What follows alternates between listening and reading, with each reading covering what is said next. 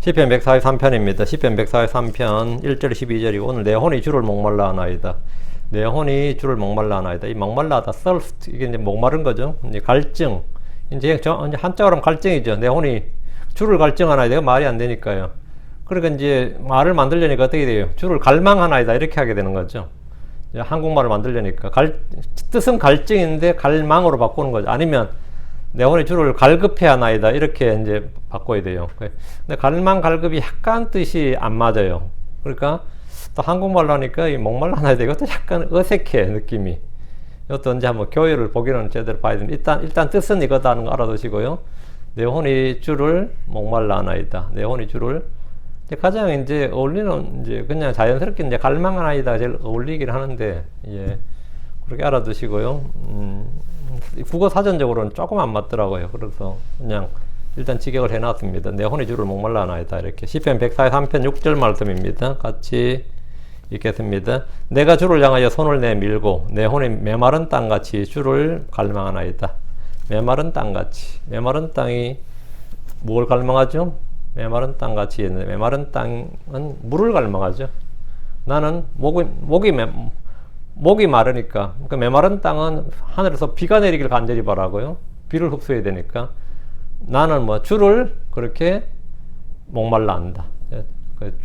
의에 줄이고 목마른 자 할 때 그 목마른 정확한 의미로 그래서 내 혼이 주를 목말라 하나이다. 약간 어색하지만 이제 뜻은 어쨌든 이게 더 정확하다 이렇게 하시고요. 오늘 시편 143편을 공부하겠습니다. 이 시는 작자가 나와 있죠. 다윗의 시 이렇게 다윗의 시. 예. 내용은 다윗의 개인적 체험을 바탕으로 고난받는 성도들, 주의 날 고통을 받는 환난 성도들을 다루고 있습니다. 예언적 교리적으로는 당시 환난 성도, 주의 날 고통받는 이스라엘을 다루고 있어요. 지금 전 세계는 물 부족을 경험하고 있습니다. 여러분은 실내에서든지 지금 우리가 살고 있는 이곳에 여기가 사막이거든요. 근데 언제든지 물을 마실 수 있고 샤워를 할 수 있는 그런 환경에 살기 때문에 물이 부족하다는 생각을 거의 하지 않을지 몰라도 지금 우리가 살고 있는 캘리포니아는 해마다 물 부족으로 많은 고통을 겪고 있습니다. 많은 고통을 겪고 있어요. 중국이나 인도와 같은 인구 대국들도 물 부족으로 늘 고심합니다. 중동의 사막 지역은 더 말할 필요가 없습니다. 그래서 대규모 담수화 시설을 짓고 바닷물을 정화하는 데 전력을 다합니다. 물이 없으면 사람은 물론이고 동물도 식물도 살 수 없습니다. 땅이 갈라지기 시작하면 아무것도 살 수 없는 거죠. 물이 없는 메마른 땅을 보십시오. 아무리 좋고 넓은 땅, 아무리 좋은 땅이어도 물이 공급되지 않은 그 땅은 살 수 없는 땅입니다. 그건 못 쓰는 땅이에요. 예, 아무 소용이 없어요.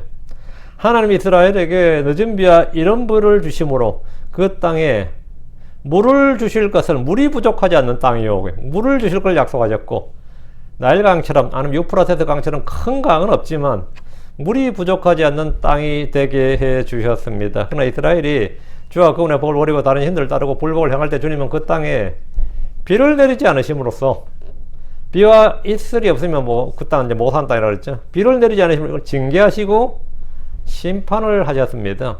비를 내리지 않는 것, 그 땅이 메마른 것은 뭐냐? 이스라엘 땅은 그건 징계와 심판이라고. 비와 이슬이 없으면 빵의 부족, 기근이 발생합니다. 물이 없으면 땅이 식물을 낼 수 없습니다. 그럼 우리가 빵과 물을 해결할 수 있는 방법이 뭡니까? 생명의 빵, 하늘의 빵이신 주 하나님을 찾는 겁니다.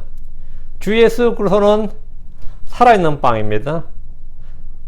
위로부터 하늘에 내려온 빵입니다. 생명의 빵이에요. 주 예수님이 빵이라고요. 주 예수님이 양식이라고. 성경에서 양식하면 세 가지예요. 주님이 빵이고 주의 말씀이 빵이고 주께서 내게 하라고 주신 일이 뭐라고? 양식이다. 너희가 알 수 없는 양식이다. 이렇게 말씀하셨죠. 주님이 주의 말씀 우리가 먹을 수 있는 빵입니다. 주 하나님은 생수의 셈이요 생수의 근원이십니다.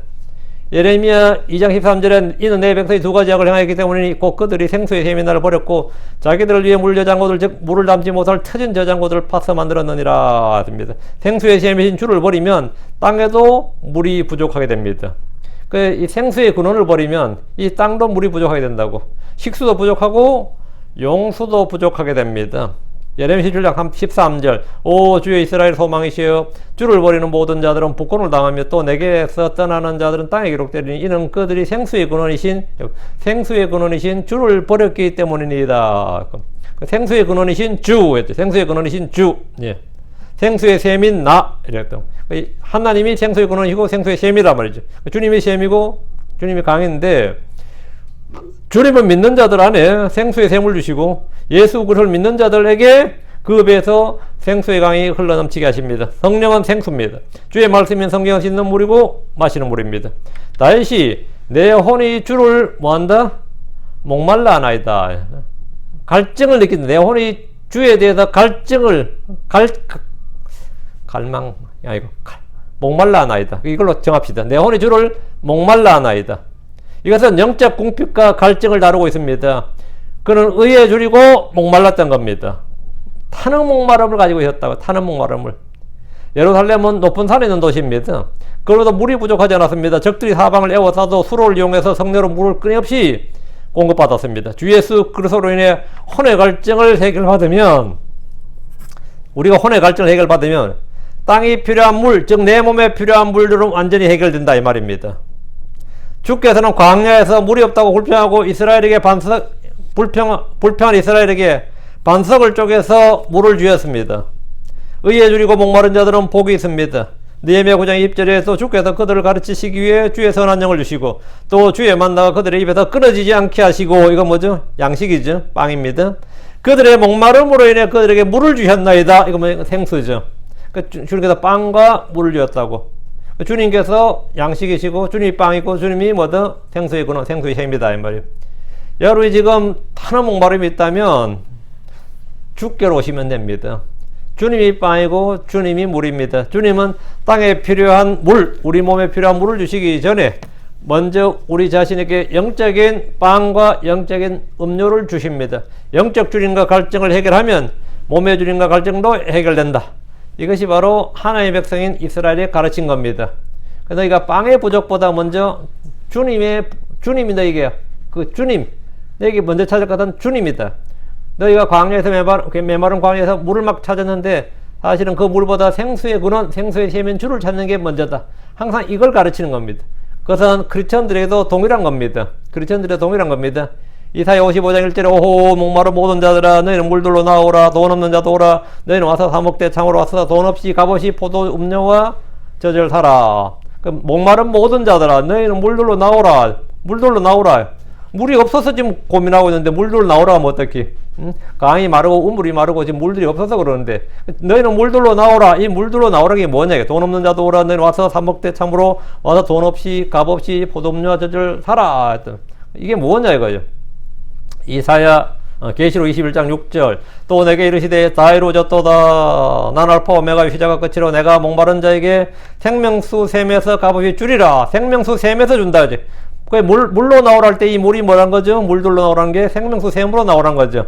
생수의 강으로 나오라고. 그 생명수 샘은 생수의 근원이고 생수의 샘이신 주 하나님, 주 자신을 말하는 거다 말이에요. 그럼 내가 주리라 하셨기 때문에 이 약속을 신뢰하고 주께 오면 먹을 빵과 마실 물을 얻게 됩니다. 계시록 22장 17절 성령님과 신부가 말씀하시길 오라. 또 듣는 자는 오라 하고 말하게 하라. 또 목마른 자도 오게 하라. 또 누구든지 원하는 자는 그가 값없이 생명수를 취하게 하라. 또 누구든지 원하는 자는 누구에게 지금 듣는 자 오라. 듣는 자는 오라. 목마른 자도 오게 하라. 누구든지 원하는 자는 듣는 자 원하는 자 누구든지 원하는 자는 그가 값없이 생명수를 취하게 하라. 어디서? 생수의 생명수 샘에서 생수의 강이신 생수의 근원이신 주님에게 취하라고. 내가 주리라 하죠. 내가 주리라. 내가 주리라. 자, 그럼 물을 얻는 사람이 누굽니까? 주께 오는 자입니다. 누군지 원하는 자입니다. 주께 오면 그는 값없이 원하는 만큼 얻을 수 있습니다. 원치 않으면 얻을 수 없습니다. 오지 않으면 얻을 수 없습니다. 주께 오지 않으면 아무 소용이 없다고요. 예. 타는 목마름이 있다면 주를 찾고 주께 오면 됩니다. 주께서 야곱의 우물에서 물을 길러 온 사마리아 여인 하나를 만나서 말씀하셨습니다. 요한복음 4장 13, 14절에 예수님께서 그녀에게 응답하여 말씀하시되 누구든지 이 물을 마시는 자는 다시 목마르리라. 그러나 누구든지 내가 줄 물을 마시는 자는 결코 목마르지 아니하리니 내가 줄 물은 그 사람 속에서 솟아나는 샘물이 되어 영존하는 생명에 이르게 하리라. 내가 줄 물은 주님이 물을 준다는 거예요. 주님이 물을 준다. 그것은 뭐냐? 예, 영존하는 생명이라는 샘물. 그 사람 속에서 솟아나는 샘물. 성령이라는 거죠. 예. 예. 요한 6장 35절 이에 예수님께서 그들에게 말씀하시되 나는 생명의 빵이라 내게 오는 자는 결코 줄이지 않을 것이요 나를 믿는 자는 결코 목마르지 아니하리라. 나를 믿는 자는 결코 목마르지 아니하리라. 왜? 그 속에서 솟아오르는 샘이 있다는 겁니다. 주께 오는 자는 결코 줄이지 않고 주를 믿는 자는 결코 목마르지 않습니다. 이 문제, 그 영적인 빵과 영적인 음료 이 생수가 해결되면 육신의 빵과 육신의 음료도 해결됩니다. 요한복음 7장 37절 마지막 날 곧 명절의 그 큰 날에 예수님께서 서서 외쳐 이르시되 누구든지 목마르거든 내게로 와서 마시라. 다윗은 주께 기름 부음 받은 사람이었지만 목마른 사슴이 시냇물을 찾듯이 그렇게 주께 대한 목마름이 있습니다. 의에 줄이고 목마른 자는 복이 있습니다. 자, 본문 보겠습니다. 자, 시편 143편. 내 기도를 들으소서 오 주여 나의 간구에 귀를 기울이소서. 당신의 신실하신가 당신의 의로우심 안에서 내게 응답하소서. 다윗은 기도하면서 자신의 기도를 들어주실 것을 주께 간절히 구했습니다. 내 기도를 들어소서 오 주여 나의 간구들의 귀를 기울이소서. 이것은 절박한 성도들이 주께 기도하면서 응답을 간절히 바라는 겁니다. 힘들고 어려울수록 성도들이 이런 기도를 하게 됩니다. 당신의 신실하신가 당신의 의로우심 안에서 내게 응답하소서. 주의 신실하신가 의로우심은 주의 성품이지. 주의 이 성품이 우리의 기도의 근거가 된다. 기도응답의 근거라는 겁니다. 우리가 어떠하든지 관계없이 주의 신실하심, 즉 주의 신실하신 말씀에 근거해서 주께서 응답해 주시는 겁니다. 내가 뭔가를 의롭게 행했고 잘 살았고 뭘 했기 때문에 거기에 맞춰서 주님이 내게 응답하는 게 아니고 그렇게 응답하면 난 너무 아무것도 확신할 수가 없습니다. 주의 신실하심에 따라서 응답해 주셔야지 나의 어떠함에 따라서 응답해 주면 그건 아무것도 아니에요. 주의 의로우심 안에서 응답해 주셔야지 나의 의로 말미암아 응답해 주시면 그 나는 기도해서 응답받는다는 확신이 100번을 기도해도 한 번이 없을 겁니다. 나의 어떠함과 상관없이 우리가 어떠하든지 관계없이 주의 신실하신 말씀에 근거해서 주께서 응답해 주시고 주의 말씀에는 거짓이 없고 왜곡이 없고 오류가 없고 실수가 없습니다. 주의 의로우심 안에서 주의 의로우심은 하나님의 의신 예수 그리스도입니다. 우리의 의는 예수 그리스도고 믿음의 의입니다. 하나님의 모든 일은 진리 안에서 의 안에서 이루어집니다. 모든 불의는 죄이기 때문에 모든 불의가 죄이기 때문에 의가 없이 이루어지는 하나님의 일은 있을 수가 없습니다. 의가 없이 이루어지는 일은 모두 다 마귀의 일이에요. 아니 육신의 일이고 의가 없이 이루어진 일은 다 하나님에서 난 게 아닙니다. 하나님은 죄를 짓지 않습니다. 하나님은 죄가 없는 분이기 때문에 의는 모든 것의 뭐다? 뿌리예요. 예, the root라고. 의가 뿌리예요. 구원이든 기도응답이든 뭐든 간에 사랑이든 의가 없으면 사랑은 사랑이 아닙니다. 의가 없으면 선이 아니에요.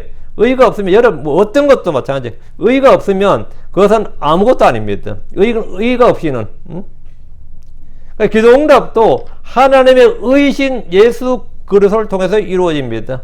돈을 벌어도 의가 있는 소득이지 의가 없는 소득이 뭐죠? 우리 불로소득이라지만 불로소득이 아니고 의가 없는 소득은 그냥 불법이죠. 불법의 축적이죠. 의가 없는 교육 한번 생각해 보세요. 그거는 그냥 진짜 불법절 양산하는 것밖에 안 되죠. 의가 없는 저주는 의가 없는 교육은 저주라 그랬어요. 의가 없는 사랑 골 때리는 거죠. 죄에 사면 죄의 용서도 하나님의 신실하신가 하나님의 의로우심이 뿌리가 되고 그것이 근거가 된다. 당연한 거죠. 당연한 거라. 모든 것은 하나님의 의 안에서 진리 안에서 이루어진다는 겁니다. 요한 1장 9절에 만일 우리가 우리의 죄들을 자백하면 그분께서는 신실하시고 의로우사요. 신실하시고 의로우사. 우리의 죄들을 용서하시면 모든 불의에서 우리를 깨끗하게 하시느니라. 그분께서 신실하시고 의로우사. 당신의 신실하신가 당신의 의로우심 안에서 내게 응답하소서 했는데 바로 이 신실하신가 의로우심으로 말미암아 이것으로 나의 기도 간구에 귀를 기울이신다. 이 응답의 그 근거가 된다. 자, 2절입니다. 2절. 또 주의 종과 함께 심판으로 들어가지 마소서. 이는 살아있는 사람 중 아무도 주의 눈앞에서 의롭게 되지 못할 것이기 때문입니다. 또 주의 종과 함께 심판으로 들어가지 마소서. 이 말 이게 뭔 말 같아요? 주의 종과 함께 심판으로 들어가지 말라. 미국 사람들은 다툼이 있을 때 나와 함께 법정에서 만납시다. 그러죠. 함께 법정에서 만납시다. 그럼 다음엔 법정으로 갑시다. 함께 법정에서 만납시다. 이러거든요. 이런 말을 잘 합니다. 이들은 분쟁과 다툼을 법으로 해결하는 것이 일상입니다. 한국 사람들은 송사가 이게 좀 꺼리는 편인데, 이쪽은 송사가 분쟁의 해결 수단이죠. 주께서 나를 데리고 법정으로 들어가시면 어떻게 되죠? 주님은 심판자 되시고 나는 죄인으로 재판을 받게 됩니다. 그 언제까지 출석하시오? 이러면 어때요? 처음에는 이제 경찰서로 오세요. 다음에 검찰로 오세요. 다음에 재판장으로 오시오. 이런 거죠. 그럼 난 재판을 받게 됩니다. 그러다 다윗은 또 주의 종과 함께 심판으로 들어가지 마소서, 즉 재판정으로, 심판석으로 나를 데려가지 말라는 겁니다. 심판으로 들어가면 나는 뭐죠? 유죄가 됩니다. 나는 모두 유죄가 돼요. 왜? 2절 이유가 이는 살아있는 사람 중 아무도 주의 눈앞에서 의롭게 되지 못할 것이기 때문입니다. 이 말씀은 전적으로 사실입니다. 이 땅에 죄를 짓지 않고 선을 행한 사람은 없습니다. 주께서는 하나님 한 분에 선한 이가 없다고 말씀하셨습니다. 하나님 참되시나 사람은 모두 다 거짓말쟁입니다. 의인은 없나니 없도다, 단 한 사람도 없도다, 이렇게 말씀하셨습니다. 어떤 육체도 율법의 행위로는 하나님 앞에서 의롭게 될 수 없습니다. 이것은 성경의 결론입니다. 우리가 결론을 말하노니잖아요. 곧바른 사람이란 평가를 받은 욥이나 다윗조차도 심판 속으로 들어가면 유죄입니다. 우리가 의롭게 되는 유일한 방법은 주의 은혜요 믿음을 통해서입니다. 3절입니다. 이는 원수가 내 혼을 핍박하였으며 그가 내 생명을 쳐서 땅으로 내던졌으며 그가 나를 죽은 지 오래된 자들 같이 어둠 속에 거하게 하였기 때문입니다. 이는 원수가 내 혼을 핍박하였으며, 여기서 원수는 다윗의 개인적인 경험과 역사적 적용을 하면 사울왕이 될 수도 있고 그와 싸웠던 적들이 될 수 있습니다. 그렇죠? 다윗에게 적용하면, 이스라엘 적용하면 이스라엘 원수들이 아마 주변에 이교도들이 되겠죠. 이건 예언적으로 보면 원수는 마귀입니다. 우리 크리스천들, 성도들의 원수는 마귀, 죄, 악한 현 세상, 육신입니다. 우리 성도들의 4대 원수라 그래요. 마귀와 죄와 악한 현 세상, 다음 뭐죠? 육신이죠. 이것들은 그리고 마지막으로 멸망받을 원수는 뭐죠? 이것들 왜 마지막으로 멸망받을 원수는 사망이니라 했어요. 사망. 예. 사망과 지옥도 이제 불못에 던져지고, 이제 마지막으로 멸망받을 원수고, 마귀는 주를 대적했고 주의 백성을 핍박했습니다. 자, 이런 원수가 내 혼을 핍박했으며, 이 말씀대로 성도들이 이 땅에서 고난과 핍박을 받는 자들입니다. 그가 내 생명을 쳐서 땅으로 던졌으며, 이건 뭐죠? 이분은 다윗에게 개인적으로 적용이 안 됐죠. 다윗은 이런 적은 없어요. 다윗은 비록 수많은 전쟁을 치렀지만 언제나 승리자요 정복자였지 죽임을 당해서 땅으로 내던져진 적은 없습니다. 이것은 고난받는 이스라엘에 적용될 수 있습니다. 그날에 많은 의로운 혼들이 죽임을 당합니다. 내던지고. 이제 우리는 순교라 그러지만 많이들이 내 생명을 쳐서 땅으로 내던졌다. 이 말이죠. 크리스천들의 순교 역사 외에 주의 날 목배임을 당한 혼들이 얼마나 많을지 생각해 보십시오. 계시록에 보면 두 증인이 나오는데 두 증인이 목배임을 당해서 땅으로 던져지죠. 그리고 묻히지도 못합니다. 그냥 길거리에 땅으로 내던져져서 그냥 길거리에 굴러다녀요. 3일을. 이 구절은 주의 날 죽임을 당하는 사람들에 대해서 직접 언급하고 있습니다. 다시 3절. 그가 나를 죽은 지 오래된 자들 같이 어둠 속에 거하게 하였기 때문입니다. 이것은 죽지 않고 산 자들의 어려움입니다. 그날에 유대에 있는 자들은 산들로 도망하라는 것이 주의 명령입니다. 주의 날 성도들은 막을 이기지 못합니다. 아무리 믿음으로 싸우고 주의 수제로 명하노니 한다고 해도 이기는 거 아니에요. 왜 그런 겁니까?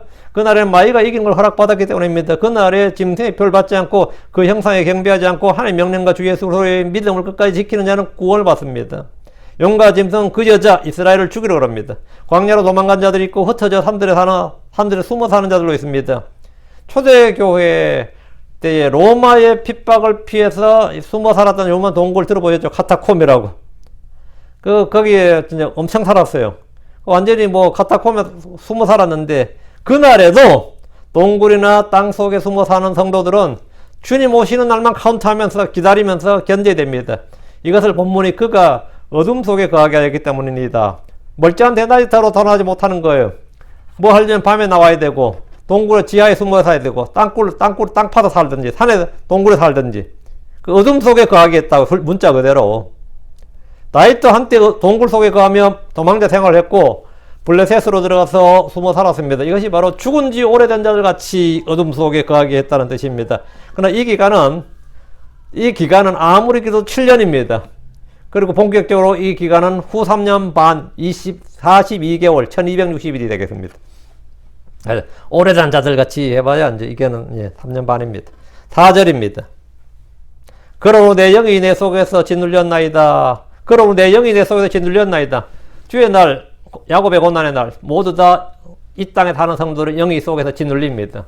내 영이 기뻐 뛰놀더라, 뭐 평안해요. 그런 게 아니라 내 영이 내 속에서 짓눌렸나이다. 내 마음이 내 속에서 황폐하나이다. 고난 중에 있는 성도들이 기쁨으로 고난을 견뎠다, 이겼다고 하면 좋겠지만 주의 날에 고난받는 성도들은 그러므로 내 영이 내 속에서 짓눌렸나이다. 이렇게 이 말씀대로 외적 고난만 있는 것이 아니라 영적 고통도 있습니다. 이게 참 사람 잡는 거예요. 외적으로만 고난 있고 마음엔 평안이 있으면 좋은데 외적 고통도 있지만 영적 고난이 있다고. 영이 속에서 짓눌린다잖아요. 그러므로 우리는 이제 이걸 좀 알아야 돼요. 언제 우리는 영이 상하게 되는가? 어떻게 영이 상하게 되고 우리가 영이 짓눌리게 되는가? 성도들이 그 뭐 외적으로 그 집엔 너무 우환이 많아. 자식이 뭘 넣을 문제야? 그럼 자식 문제 해결된다고 그러면 그 사람이 이제 평안해지냐? 또 그렇지도 않아요. 그 사람 남편이 넣을 문제야. 남편 문제가 해결되면 그것도 아니야. 실제 시간 지나보면 그것도 아니라고. 결국 알고 보니까 그런 게 문제 아니었다 이거지. 진짜 내 영이 짓눌리는 거는 그런 외적인 문제 때문이 아니었다. 어떤 사람 뭐 경제적인 문제 때문에, 어떤 사람 뭐 때문에 이렇게 말하지만 실제로 그거 해결된다고 마음이 평안하고 얼굴 확 폈냐? 뭐 그런 사람도 물론 있어요. 가끔 있지. 뭐 죽을 사람 다 죽고 나니까 나 편하다 뭐 이런 사람 있겠지만 그런 게 좀 드물고 실제로는 그게 아니었단 말이에요. 성경에 따르면 언제 영이 상하고 언제 영이 짓눌리느냐 내 속에서 죄와 불법이 들 때 그것을 숨기고 회개하지 않을 때 우리 마음, 우리의 영은 속에서 짓눌리게 됩니다. 다윗이 밧세바의 일로 이런 고통을 겪었습니다. 시편 32편 3절 4절에 보면 내가 잠잠할 때 종일토록 신음하였으므로 내 뼈가 쉬었나이다. 이게 뭐죠? 영이 짓눌리는 거예요. 속에서 짓눌린 거라고. 이런 밤낮으로 주의 손이 나를 무겁게 누르셨으므로 내 진액이 여름 가뭄으로 변하였나이다. 셀라. 이게 뭐냐면 내 영이 짓눌렸나이다 합니다. 죄와 불법이 해결되지 않으면 주 앞에서 나의 죄 문제가 해결되지 않으면 뭐냐? 난 언제나 짓눌립니다.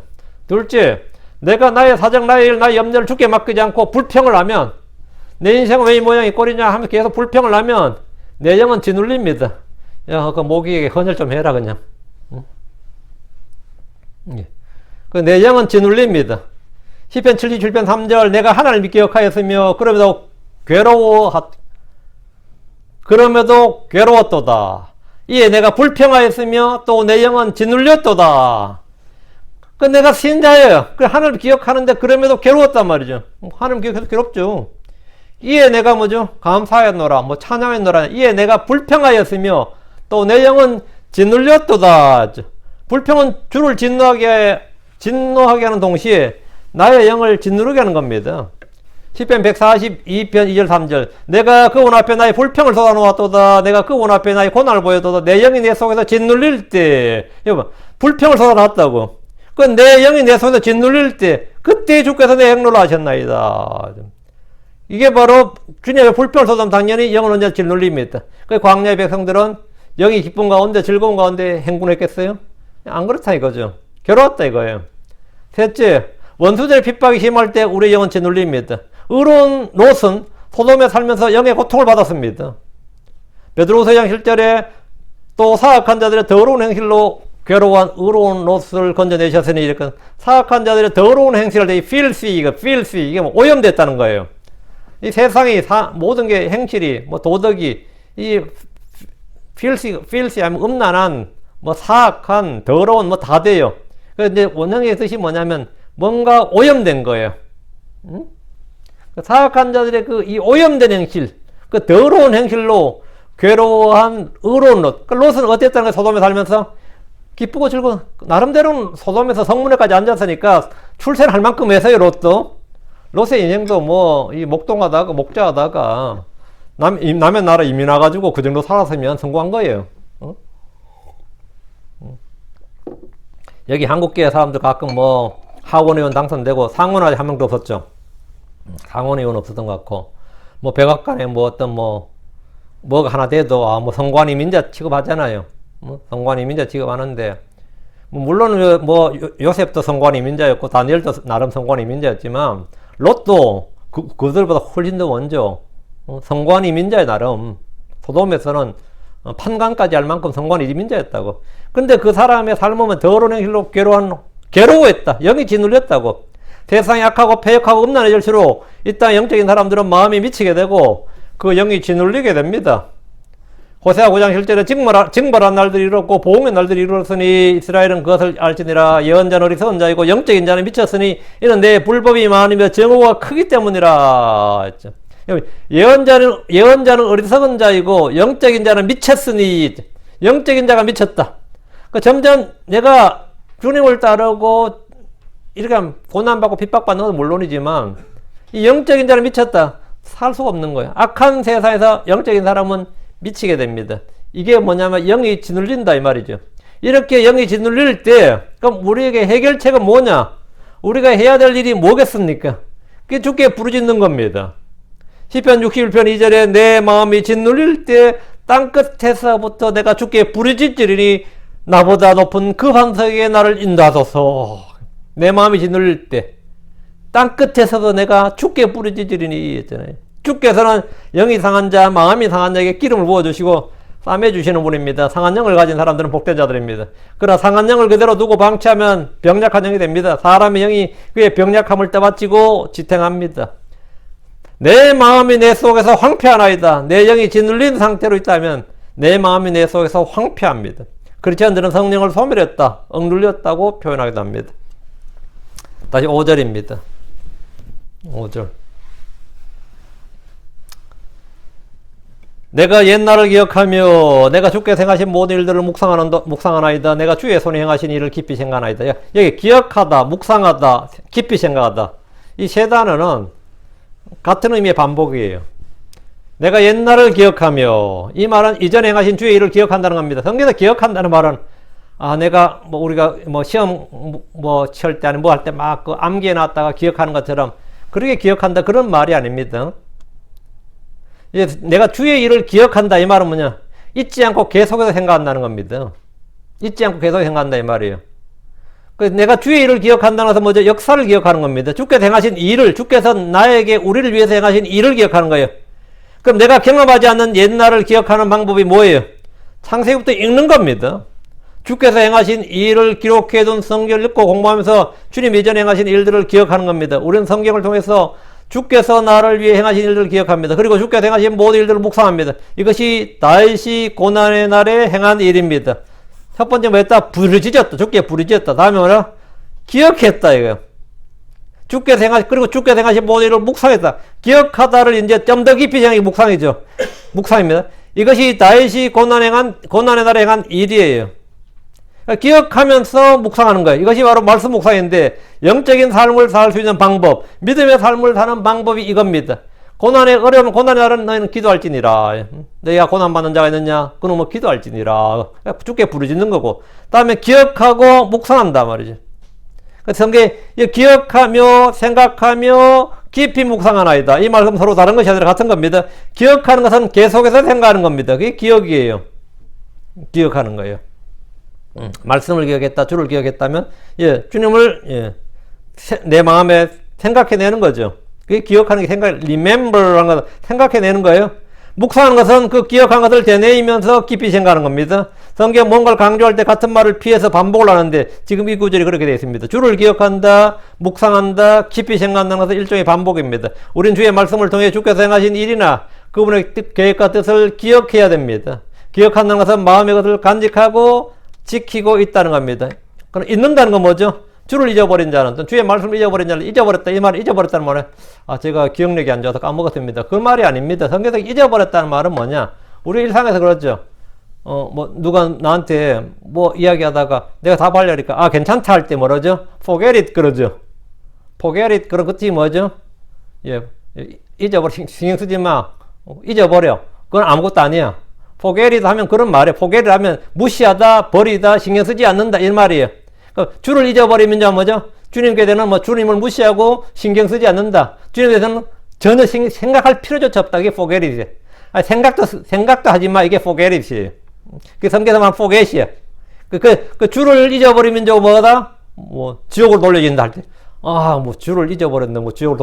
주를 잊었다고 지옥으로 돌려지나.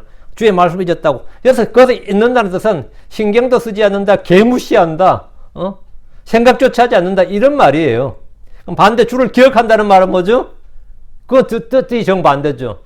계속해서 생각하고 신경 쓴다 이 말이에요. 계속 신경 쓴다.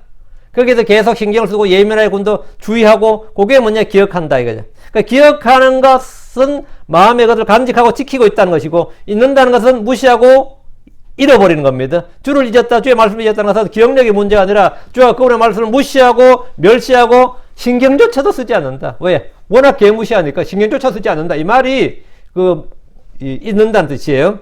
주께서 기억하는 것은 무시하지 말고 항상 마음에 신경 쓰고 주위에서 항상 거기 신경을 곤두세우고 말이에요. 신경 쓰고 그 마음에 두고 지키라. 이게 기억하고예요.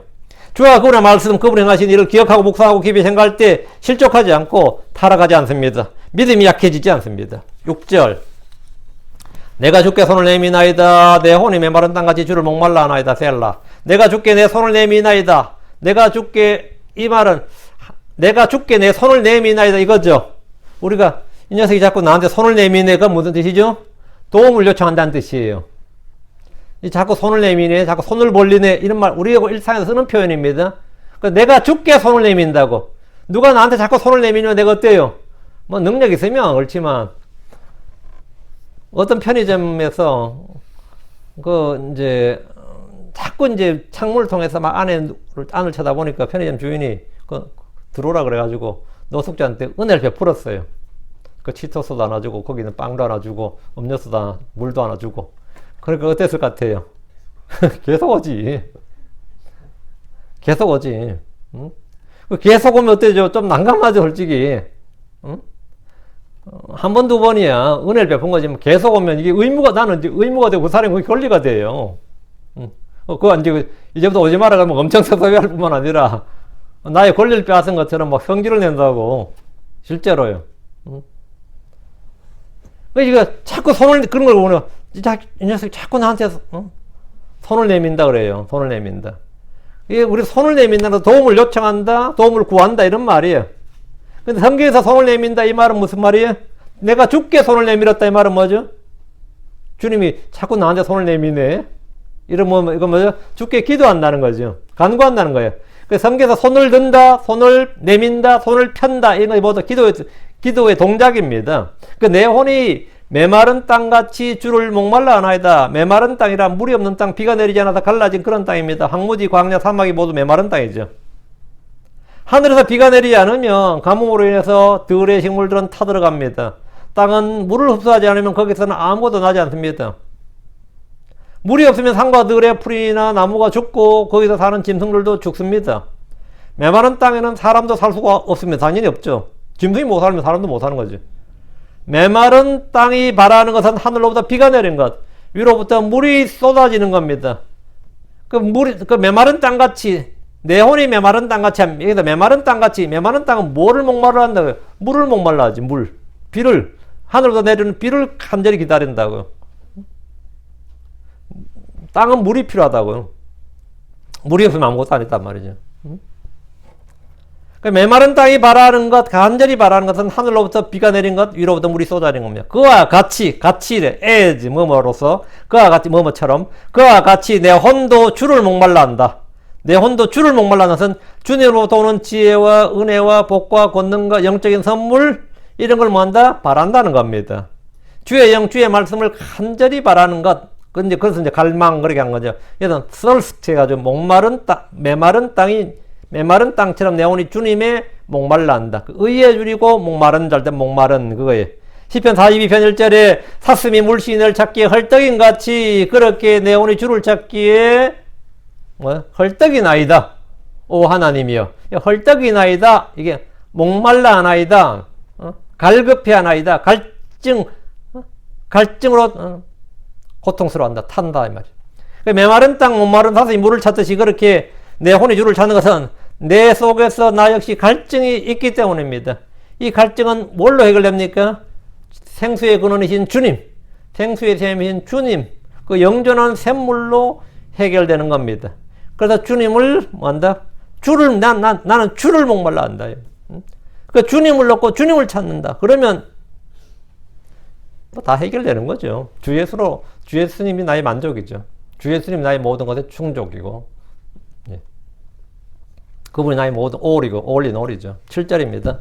속히 나를 들으소서. 오 주여 내 영이 쇠약하나이다. 내 영이 쇠약하나이다. 몸도 쇠약하고 이제 영도 쇠약하고 영은 짓눌렸잖아요. 그러니까 내 영이 쇠약하나이다. 당신의 얼굴을 내게 숨기지 마소서. 내가 구덩이 속으로 내려가는 그들 같지 않도록 하소서. 속히 나를 들으소서. 오 주여. 주께서 나의 기도와 간구에 속히 응답해 달라는 겁니다. 주를 찾고 주를 구함으로 주를 얻으면 모든 걸 얻는 겁니다. 주님은 나의 모든 필요를 공급하시는 분입니다. 오 주여 내 영이 쇠약하나이다. 지금 다윗의 현재 상태고 고난받는 성도들의 현실입니다. 주의 응답이 없고 주의 영이 없다면 나는 주님과 갈증으로 영이 쇠약하게 됩니다. 주의 말씀에서 은혜를 받지 못하면 우리는 기진하게 됩니다. 솔직히 미치게 됩니다. 이 약한 현세사에다 견딜 수 힘이 없어요. 돌아가는 사정을 보면 우리는 짓지 못하는 개처럼 아무 말도 못한 채 그냥 악과 불법이 성행한 것을 그냥 보고 있을 뿐입니다. 당신의 얼굴을 내게서 숨기지 마소서. 주께서 아무 응답이 없고 교제가 단절되지 않게 해달라는 겁니다. 주께서 얼굴을 숨기시는 이런 진노의 표현이고 심판입니다. 다시 7절. 내가 구덩이 속으로 내려가는 그들과 같지 않도록 하소서. 구덩이 속으로 내려가는 그들. 이건 뭐죠? 죽는 자들 이 말입니다. 하나는 구덩이 하면 하나는 몸이 가는 구덩이가 무덤이죠. 혼이 가는 구덩이가 지옥이지. 물론 구에 아브라함의 품도 있고서. 그리고 깊은 구덩이, 끝없이 깊은 구덩이가 있고요. 여기서 구덩이로 내려갔다 이게 pit이라는 단어. 여기서 구덩이로 내려간다 이 말은 죽음을 말합니다. 땅 아래는 아브라함의 품이 있고 지옥이 있고 그 사이에 깊은 구덩이가 있습니다. 히브리어로는 소울이라 한다는데 문맥에 따라 킹제임스 성경은 이 세 가지로 주로 번역을 했습니다. 번역이 되는데 어쨌든 구덩이 속으로란 말은 죽음을 말합니다. 내가 구덩이 속으로 내려가는 그들 같지 않도록 이 말은 죽은 자들 또는 지옥으로 가는 그들과 같지 않게 해달라는 것으로 생명의 보존 그리고 구출을 위한 기도입니다. 그들 같지 않게 해달라. 8절입니다. 8절. 나로 하여금 아침에 주의 친절한 사랑에 대하여 듣게 하소서. 이는 내가 주를 신뢰하기 때문이요 나로 하여금 내가 마땅히 가야 할 길을 알게 하소서. 이는 내가 주를 향해 내 혼을 들어 올리기 때문입니다. 이거 전부 다 이제 간구예요. 이건 전부 다 우리의 기도 제목이라고. 나로 하여금 아침에 이 말은 교리적 예언적으로는 주의 재림을 말합니다. 물론 우리 일상에서는 아침 하루의 시작인 아침에 자고 일어나 아침부터 주의 친절한 사랑에 대해 들으면 오늘 하루가 다 기쁨과 은혜로 넘치겠지만 여기서 이제 주의 재림을 말하는 겁니다. 교회 시대는 밤입니다. 예수로서는 의의 태양이고 새벽별이고 낮별 데이스타 해입니다. 주의 재림으로 이 땅은 밤에서 낮으로 바뀌게 됩니다. 성도들의 죽음은 밤입니다. 부활의 날은 아침입니다. 주께서 오시면 우리는 잠에서 깨어납니다. 나로 하여금 아침에 주의 친절한 사랑에 대해 듣게 하소서. 주께서 우리를 부르시면 우리 모두 일어나는데 이리로 올라오라 하는 음성에 내 이름이 불리면서 이리로 올라오라 하면 우리는 순식간에 눈 깜짝 사이에 하늘 올라갈 겁니다. 그 시각이 아침이 되는 겁니다. 아침이 내가 깬 시각이에요. 모두 같은 시각에 일어납니다. 우리는 잠시 후면 주의 음성을 듣게 될 겁니다. 나를 부른 주의 음성을 듣게 될 겁니다. 이스라엘은 주의 날을 통과한 후가 아침이 됩니다. 제가 가끔가다 그런 분들이 있어요. 아직 주님 오시면 안 되는데 아직 할 일이 많은데 이 땅에서 지금 할 일이 뭐가 있어? 솔직히 저희가 이 땅에서 주님 오시면 안 될 만큼 급박한 일이 뭐가 있나고. 솔직히 나 아직 젊은데 이것도 해보고 싶고 저것도 해보고 싶은데 그 말은 뭐냐면요, 이 포로 수용소에 있는 사람들한테 나가라 그런데 벌써 나가라 그러면 안 됩니다. 나 아직 여기서 할 일이 많습니다. 이것도 하고 싶은 일이 많습니다. 이거하고 똑같은 소리예요. 아니면 감옥 연방교도소에 있는데 석방하니까 지금 석방면이 떨어지면 안 되는데 나 이 감옥에서 할 일이 많은데 이 미친 소리야. 그거 똑같은 거예요. 그거 할 일이 뭐 있는데 화장실도 고쳐야 되고 여기도 침대도 좀 고쳐야 되고 그거하고 비슷한 소리예요. 그만큼 어리석은 소리가 어디 있어요. 이 땅에서 주님께서 이리로 올라오라 하면 세상에 어떤 일도 주님께로 가는 것보다 더 급하고 더 좋은 일이 어디 있어요. 나는 그 진짜 스튜피드한 질문 중에 하나가 주님 아직 오시면 안 되는데 주님 오시면 왜 안 되는데 하고 싶은 게 많고 할 일이 많은데 진짜 개떡 같은 소리 하네 진짜. 응? 정말 진짜 황당한 소리지. 정말 황당한 소리. 내일 죽으면 내일 죽는다 그래도 오늘 내가 할 일 많은데 그런 소리가 없겠어. 아무 소용없는 일이에요. 그건 아무 소용없는 거라고. 내 주님 오신다. 내가 준비할 일은 주님 만날 일만 준비하면 돼요. 하나님 만날 준비하면 된다고. 그게 내가 지상에서 할 일이지. 뭐가 할 일이 많아. 그게 할 일이지. 이스라엘은 주의 날을 통과하면 그게 아침이 됩니다. 주의 날이 가장 깊은 흑암이 되는 것이고, 이제 의의 해가 떠오르는 거예요. 그게 아침이 되는 거예요. 나로 하여금 아침에 이 말, 이게 뭐 교리적으로, 예언적으로, 영적으로 다 적용이 되죠. 그 아침에 주의 친절한 사랑, 주의 친절한 사랑에 대하여 듣게 해서, 주의 친절한 사랑이라면 재림을 통해 성취되는 예언의 말씀이에요. 우리가 주의 친절한 사랑하면 십자가의 고난과 예수님께 나를 사랑하사 나를 죽으신 거 뭐 그런 거잖아요. 이스라엘에게 주의 친절한 사랑하면 재림을 통해서 성취된 주의 말씀. 그 이스라엘을 하나님께 아브라함에게 이삭에게 야곱에 주신 그 조상들 약속하신 그 예언의 말씀이 뭐 성취되고 하나님 왕국이 땅에 세워지고 그리스도께서 이 땅에서 그들을 민족들의 머리가 되게 하고 뭐 그 쭉 나온 거 예언의 말씀이잖아요. 그 예언의 말씀이 뭐냐? 다 성취되는 걸 보는 게 뭐냐? 그 주의 친절한 사랑이라고. 예언의 말씀들이다 말입니다. 그러니까 이는 내가 주를 신뢰하기 때문이요. 주를 신뢰하는 이들은 누구나 이리로 올라오는 주의 음성을 듣습니다. 주를 신뢰하는 자는 누구나 주의 친절한 사랑에 대해서 듣게 될 겁니다. 계속해서 8절입니다. 네. 나로 하여금 내가 마땅히 가야 할 길을 알게 하소서. 마땅히 가야 할 길, 그건 의의 길이죠. 주의 길이지. 이는 내가 주를 향해 내 혼을 들어 올리기 때문이니이다. 우리가 마땅히 가야 할 길은 주의 길, 주님이 그 길이십니다. 성령은 우리를 그 길로 인도하시는데 우리가 마땅히 가야 할 길, 의의 길, 생명의 길, 진리의 길, 주의 길, 지혜의 길, 믿음의 길입니다. 이게 뭐냐? 우리가 가야 할 길이에요. 시편 32편 8절에 내가 너를 훈계하리라. 또 내가 가야 할 길로 너를 가르치리라. 내가 내 눈으로 너를 지도하리라. 주께서 훈계하시고 가르치시고 지도하시는 길은 내가 가야 할 길입니다. 시편 119편 5절에 오 내 길들이 주의 법규들을 지키도록 인도되길 바라나이다. 내가 가야 할 길을 알고 싶다면 주께 기도하십시오. 이는 내가 주를 향해 내 혼을 들어 올리기 때문입니다. 내 손을 들어 올리는 것이 주께 기도하는 동작이고 자세라면 내 혼을 들어 올리는 것은 주께 뭐 하는 거죠? 경배하는 겁니다. 손을 들어 올리는 것은 기도고 혼을 들어 올리는 것은 경배예요. 9절입니다. 내 원수들로부터 오 주여 나를 구출하소서. 내가 당신께로 피하여 나를 숨기고자 하나이다. 내가 당신께로 피하오니 나를 숨겨주소서. 이게 좀 더 자연스러워요, 한국말로는. 근데 내가 당신께 피하오니 나를 숨겨주소서. 이렇게 하면 좀 더 자연스러운데 이게 to hide, 숨기 위해서 당신께로 가나이다 이 말인데 내가 숨기 위해서 당신께로 피하나이다 이 말인데 그 의미를 그대로 살리려니까 한국말이 약간 어색하고 한국말 자연스럽게 하니까 숨기고자 이게 아니라 숨겨주소서 이렇게 해야 또 자연스럽고 이건 아주 번역의 그 난제 중에 하나예요. 이것도 결정을 해야 됩니다. 이제 어느 정도 약간의 뜻을 희생하고 이제 읽힘성을 더 추구할 것인지 읽힘성을 약간 날리고 그냥 그대로 그냥 문자적으로 그냥 나갈 것인지 이런 거는 이제 결정했는데 지금 내가 두 가지 다 제시하겠습니다. 여기서 나는 내가 당신께로 피하여 나를 숨기고자 하나이다. 이건 그냥 직역한 거예요. 내가 당신께 피하오니 나를 숨겨주소서. 이건 약간 율격이 더 살고 뜻은 좀 더 자연스러워요. 한번 생각해 보시고 자 의미는 뭐 둘 다 거의 통합니다. 다윗에게 원수들은 정적들 그리고 주변 이교도들이었습니다. 우리에게 원수는 죄와 세상 마귀 육신의 정욕이라 했어요.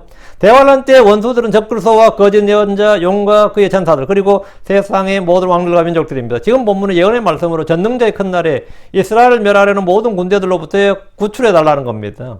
내가 당신께로 피하여 나를 숨기고자 하나이다. 이 말 주의 날 용과 짐승 거짓 예언자 그리고 땅의 왕들을 피해서 나를 숨기려면 주께로 피해야 되는데 이들은 뭐냐? 페트라로 가는 거예요.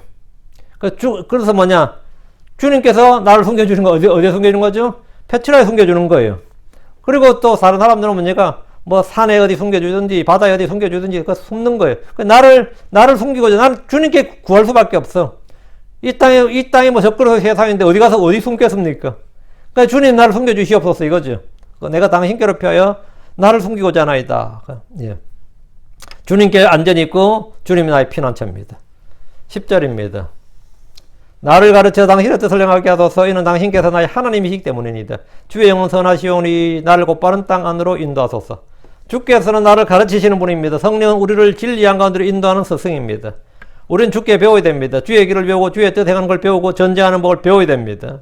주께서 내게 배우라고 하였습니다. 주님은 우리의 스승입니다. 메스터예요. 나를 가르쳐 당신의 뜻을 행하게 하소서. 배움은 믿음과 순종을 통해 그리고 자기 부인을 통해 옵니다. 이는 당신께서 나의 하나님이시기 때문입니다. 주 예수 그리스도는 나의 하나님이십니다. 그분은 나의 주, 나의 하나님, 나의 왕, 나의 머리, 나의 모든 겁니다. 모든 것입니다. 그래서 우리는 주가 누구신지 알고 그분의 선하시고 받아들이실 만하며 완전한 뜻이 무엇인지 배워야 됩니다. 주의 영은 선하시오니 나를 곧바른 땅으로 인도하소서. 주의 영은 성령입니다. 믿는 자들 안에 주께서 부어주시고 영원히 거하게 하신 성령이 우리 안에 있습니다. 구약 성도들에게는 특정 사역을 하는 몇 사람을 제외하고는 이런 것이 없었습니다. 주께서 이 땅에 오시면 모든 육체 위에 주의 영을 부어주십니다. 나를 곧바른 땅 안으로 인도하소서. 곧바른 땅은 뭐겠어요? 의인들의 땅이란 말이에요. 그 곧바른 땅, 그런 땅은 지구에 어떤 땅이 그런 땅이에요? 주님이 거하시는 땅입니다. 아브라함이 주셨던 바로 그 땅이에요. 천연한 곳에 이스라엘에 주어진 땅이 바로 곧바른 땅입니다. 이곳은 의와 화평이 넘치는 땅이고 주의 영광이 가득하며 말들의 방울들 위에도 주께 거룩이라고 기록되어 있을 것이고 주의 집에 있는 솥들은 제단 앞에 있는 대접들 같을 것이다 했습니다. 11절입니다. 나를 되살리소서. 이게 언더라인 quicken 이란 단어. quicken me. 나를 되살리소서. 이건 언제나 부활에 관한 단어입니다. 예수님 무슨 스피릿? quickening 스피릿. 살려주는 영. 우리가 이렇게 번역되어 있죠. 그게 quickening 스피릿입니다. 되살리는 영. 죽은 것을 되살린다고. 그게 quick. 오 주여 당신의 이름을 위하여 당신의 의를 위하여 내 오늘 고난에서 이끌어내시기 때문입니다. 주님, 우리가 하나님의 말씀 살아있고 권능이 있어 있죠. 그거 보면 The word of God is alive 그게 아니고 하나님의 말씀은 살아있고 할 때 그 사이가 quick입니다. quick. 하나님의 말씀은 죽은 자를 살려주고 이 말이에요. 그 이제 우리는 앞에 고난하죠. 그 의미가 하나님의 말씀은 살아있고 살고 하나님의 말씀은 살려주고 이 말이에요. 하나님의 말씀은 살아있고 권능이 살 때 그게 퀵입니다. 내가 너에게 이런 말은 영의 생명이다 할 때 그 영 그게 뭐냐 퀵커닝 스피릿이에요. 살려주는 영. 그냥 살려주는 게 되살리는 이 말이에요. 이 말씀 나를 되살리소서 오 주여 이게 뭐죠? 부활입니다. 나를 살리소서 해도 되는데 이제 그 의미를 딱 살리기 위해서 앞에 대자를 넣어가지고 나를 되살리소서 오 주여 이런 거예요. 이 말씀 부활이다. 첫사람 아담은 뭐라 그랬죠? 살아있는 리빙 소울. 살아있는 혼이 되었고 마지막 아담이신 예수는 뭐다? 퀴크닝 스피릿이 되었다. 살려주는 영이 되셨다. 살려주는 영이 되십니다. 그게 퀴크닝 스피릿이에요. 41절 나를 되살리소서 오 주여 당신의 이름을 위하여. 이 말씀은 죽은 자들을 주의 이름을 위해 되살린다. 소생시킨다는 말입니다.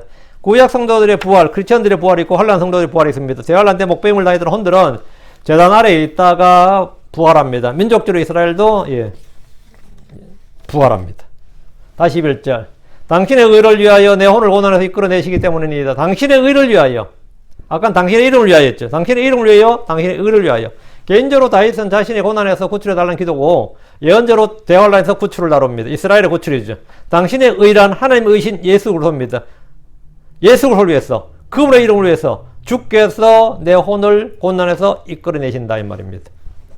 12절 또 주의 자비로 내 원수들을 끊으시며 또 내 혼을 괴롭히는 그들 모두를 멸하소서. 이는 내가 주의 종이기 때문입니다. 또 주의 자비로 인하여 주의 자비로 내 원수들을 끊으시며 이 말 전능자의 큰 날에 주의 원수들이 죽임을 당하고 그 날에 죽지 않는 자들은 민족들의 심판에서 지옥으로 던져집니다. 우리가 항상 여러분 언제나 우리가 얼마 전에 우리 시편에서 다뤘던 한 가지 있죠. 이는 그분의 자비가 영원히 지속되기 때문이로다. 이걸 여러분 언제나 여러분 읊으면 돼요. 언제나. 그 어떤 분이 간증하는 걸 들었는데 언제나 자기는 그러더라고. 믿음 별로 없는 사람이라고. 교회는 오래 다녔지만 신앙심은 믿음 별로 없는 사람인데 찬송가 한 곡을 확실히 외워놓은 게 있는데 나 어느 곳에 있든지 늘 마음이 평하다 있죠. 그 찬양. 그래가지고 어디 가다 차가 막히고 뭐 하다 보면 늘 초조하고 불안하고 이 사정이 예상대로 안 흘러갈 때 또 돌발 상황이 발생할 때마다 확실히 배워놨던 그 찬송가. 나 어느 곳에 있든지 늘 마음이 평하다. 그걸 쭉 부르면 언제나 그게 자기는 늘 그게 주의 하고 기도한 게 아니라 그냥 자기도 모르게 늘 그걸 부르게 된대요. 그러면 그게 사회 풀린대. 교통도 풀리고 일도 풀리고 그게 자기 평생의 간증이야. 내가 좀 나름 놀라운 간증이었어요. 나 어느 곳에 있든지 늘 마음이 편하다. 뭐 좋은 창의이죠. 어떤 분이 그분은 미국에서 그게 성함이 인터넷 유명한 분인데 자기 친구는 유대인 수용소로 옛날 붙들려 가고 했던 그 유명한 이야기인데 모르겠습니다. 한번 찾아봐야겠네. 그분 그 친구 같은 기숙사를 썼다잖아요. 그게 아마 그때 독일이었나 본데 그리고 나서 이쪽으로 왔나 본데 그 두 분이 같이 늘 했던 게 히브리어로 그 10편 23편을 늘 외웠다는 거예요. 늘 10편 23편을 늘 외웠다 이거예요. 늘 그 주는 나의 목자시니 내가 부족하면서 그걸 늘 외우면서 그 6절밖에 안 되니까 그걸 맨날 외웠는데 어떤 일이 있어도 하여튼 그거 외우면서 살았다는 거, 평생을. 그 전쟁터 같은 붙들렸던 무슨 경찰에 붙들렸던 그것만 하면 자기도 모르게 그냥 주는 나의 목자시니 이렇게 했다는 거예요. 그 참 이게 이 주의 말씀이 뭐냐, 이 주의 말씀이라는 거, 주의 찬양, 주의 그 당신의 의를 위하여, 당신의 이름을 위하여 내 혼을 고난에서 이끌어내시기 때문이다. 주님은 뭘 위해서 일하시는 분이다? 주님 자신의 영광, 자신의 이름, 자신의 의를 위해서 일하시는 분이다. 나의 무엇이 아니라 주님 자신을 위해서 일하시는 분이에요. 그래서 내가 여기 지금 12절에 또 주의 자비로 내 원수를 끊으시며 나의 무엇은 필요 없어요. 주님의 뭐지? 주님의 뭐지? 그날에 이 주님께서 전능자의 큰 날에 주의 원수들이 죽임을 당하는 것, 주의 원수들이 죽임을 당하는 심판이지. 그날 고난받는 혼들의 뭐죠? 찬양이고 영광이고 경배지. 다 기뻐하잖아요, 그날은. 큰 바빌론이 무너졌다 뭐 이런 것 전부 다 이건 엄청 기뻐할 일이라고. 그게 뭐죠? 우리에게 뭐죠? 자비예요. 우리가 크리스천이니까 그 전에 올라가니까 한란 성도들인 건 주의 자비라고. 원수들의 멸망 우리의 기쁨이고 주의 자비라고. 그러나 그날에 만약에 이 대환란의 이 전능자의 큰 날에 죽지 않는 손들은 어떻게 된 거죠? 원수들은 민족들의 심판에서 지옥에 던져지는 겁니다. 짐승과 거짓 예언자는 산채로 불호수에 던져집니다. 그것은 우리에게는 뭐죠? 하나님의 자비예요. 또 내 혼을 괴롭히는 그들 모두를 멸하소서. 이 말씀은 주께서 다 이루어졌다고 하심으로 문자 그대로 성취됩니다. 주님은 성도들을 괴롭혔던 그들 모두를 완전히 멸하시는데 영혼 끝없이 깊은 구덩이에 천년 동안 갇힙니다. 왜? 요거 12절 제일 마지막에 중요합니다. 여기 여러분 언더라인을 쫙 치고 이는 내가 주의 종이기 때문입니다. 이는 우리 흠정이처럼 이렇게 나는 주의 종입니다. 이건 아무 의미 없는 말입니다. 이거는 그냥 의미가 통하는 번역이 아니라 번역 자체가 이 오역이에요. 이건 앞에 뭐가 연관이 되어 있다고. 주님께서 주의 자비로 내 원수들을 끊으시고 내 혼을 괴롭히는 그들 모두 멸하소서. 왜?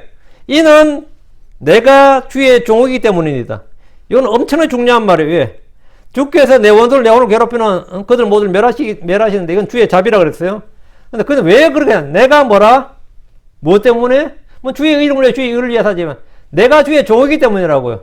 우리가 기도할 때 나 자신의 정체성을 정확히 알고 구하는 것이 굉장히 중요합니다. 내가 주님 앞에 뭘 구하는데 이런 내가 주의 종이기 때문입니다. 나는 누구의 종이라고? 주의 종이라고. 난 당신의 종이라고. 당신은 나의 뭐가 되는 거죠? 주이시기 때문입니다. 이 말이죠. 내가 주의 종이란 말은 당신은 나의 주이시기 때문입니다. 이 말이에요. 이게 중요한 거예요. 이 말씀처럼 주의 종이란 이 말씀 대신에 이는 내가 주의 백성이기 때문입니다. 이는 내가 주의 군사이기 때문입니다. 그럼 주님 나의 대장이 되는 거지. 내가 주의 백성입니다. 이 말은 당신 나의 왕이십니다. 이 말이지. 나는 주의 아들이십니다. 나는 주의 아들이기 때문입니다. 이 정체성을 이 아이디 카드예요. 이는 내가 주의 아들이기 때문입니다. 주님은 나의 아버지시다. 이 말이지. 이는 내가 주의 제자이기 때문입니다. 주님 나의 스승이다. 말이에요. 이는 내가 주의 사랑하는 나는 주의 소유물이기 때문이다. 나는 주님의 양이기 때문입니다. 나는 주의 신부이기 때문입니다. 나는 주의 지체이기 때문입니다. 나는 주의 뭐뭐이기 때문이다. 연애 뭐라고 하든 전부 다 뭐가 되는 거죠? 내가 주님께 구할 수 있는 뭐가 되는 거지. 이건 엄청나게 중요한 말. 주님과 나의 관계성 속에서 나 자신을 밝히고 말하는 거예요. 그래서 내가 노크를 하더라도 나 누구다. 이거 말하면 문 열어라. 내가 누구다. 이거지. 그럼 나의 정체성을 밝히는 거라. 나는 주의 종입니다. 나 주의 백성입니다. 주의 지체입니다. 주님 사랑하시는 자입니다. 이게 전부 난 주의 지체입니다. 뭐가 다 되는 거예요. 난 주님의 뭐입니다. 그 말은 역으로는 전부 다 뭐가 주님 나의 뭐가 되는가 말이지. 그러니까 뭐죠? 이는 내가 주의 종이기 때문이다. 내가 주님께 기도할 때 주 예수님으로 기도합니다. 아멘. 이제 이는 내가 뭐다? 주의 종이기 때문이다. 이는 내가 주의 뭡니까? 가족, 주 하나님의 사랑하는 아들이기 때문입니다. 난 주님의 구속받은 자이기 때문입니다. 이게 다 되는 거예요. 이게 얼마나 중요한 말이겠는데, 이는 내가 주의 뭐뭐이기 때문이다. 이 말은 기도에 확신을 주는 역할을 합니다. 기도에 확신을 주는 역할을 해요. 이는 내가 주의 뭐뭐이기 때문입니다. 주님 나를 구출하소서. 내가 주의 소유물입니다. 어때요? 이는 내가 주의 소유물이기 때문입니다. 이는 내가 주의 소유물입니다. 주님 나를 건지시옵소서. 그때 어떤 물이거든. 내가 당신의 재산입니다. 주님 손해보지 마시고 내가 당신의 재산입니다. 이렇게 여러분 뭐라고 말하더니가 나는 나와 주님의 관계 성소에서 내가 주님의 뭐라고 밝히는 것, 그것은 주님에게는 엄청나게 중요한 거지. 기도에 엄청나게 중요한 거예요. 이는 내가 주의 종이기 때문이다. 다윗이 이렇게 기도를 했는데 우리도 마땅히 이걸 배워서 이렇게 기도를 해야 돼. 이걸 배워서 여러분이 확신 있게 기도하기 바랍니다. 확신 있게 기도할 때 영부영 이렇게 될까 말까가 아니라 나는 주의 뭐다. 이렇게 정체성을 확실해. 나는 주의 뭐뭐이기 때문이다. 이렇게 기도하시면 돼요. 오늘 내 혼이 주를 목말라 하나이다. 이 본문을 중심으로 오늘 시편 143편을 살펴봤는데요. 여기까지 계속해서 이어서 하겠습니다. 기도합시다. 은혜로운 주 하나님 감사합니다. 사랑하는 아버지 하나님께서 귀한 말씀들 허락해 주셔서 감사합니다. 듣는 모든 혼들이 말씀을 잘 듣고 잘 받게 해주시고 여기서 무엇이라도 하나 건질 수 있도록 해주시고 마음에 깊이 박히는 말씀, 이 마음판에 새겨지는 말씀들이 있게 하여 주시옵소서. 전능하신 주 하나님, 주의 영께서 저희를 진리 한가운데로 인도하시고 모든 이런 주의 신실함 안에서 또 주의 의 안에서 이루어지고 또 주의 이름을 위하여 주의 의를 위하여 행해진다는 사실을 압니다.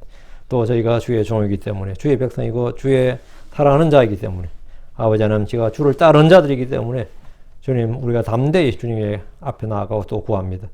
사랑하는 주 하나님, 성도들이 구하는 모든 기도에 선하게 응답하여 주시고 속히 응답하여 주시기를 간구드립니다. 주 하나님 도와주십시오. 전능자 주 하나님, 또 이 말씀은 어디서 듣는지, 또 아버지 어떻게 듣는지 주의 말씀만이 살아서 그 속에 살 수 있도록 해주십시오.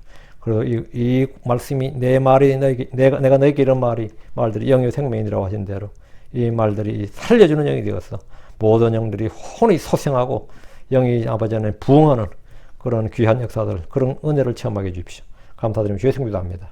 아멘.